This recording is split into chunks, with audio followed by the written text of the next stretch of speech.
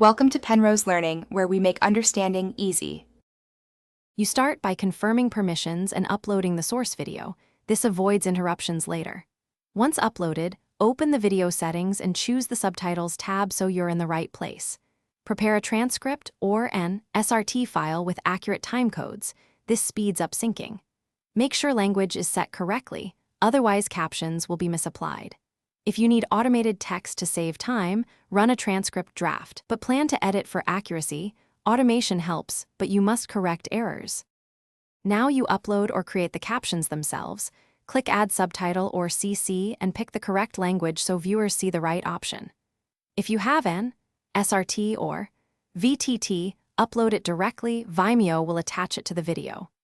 Alternatively, paste your transcript into the editor and use the timeline to split lines and align timecodes.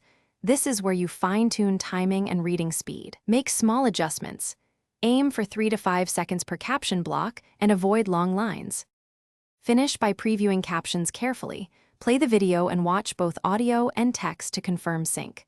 Once done, save changes and, if desired, set a default subtitle track so captions appear automatically. Make sure to test on mobile and desktop.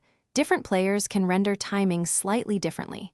If you spot misalignment, return to the editor and tweak timecodes or upload a corrected SRT file. That one troubleshooting tip fixes most problems when captions drift or overlap. Thanks for watching. If this was helpful, leave a like and consider subscribing. See you next time.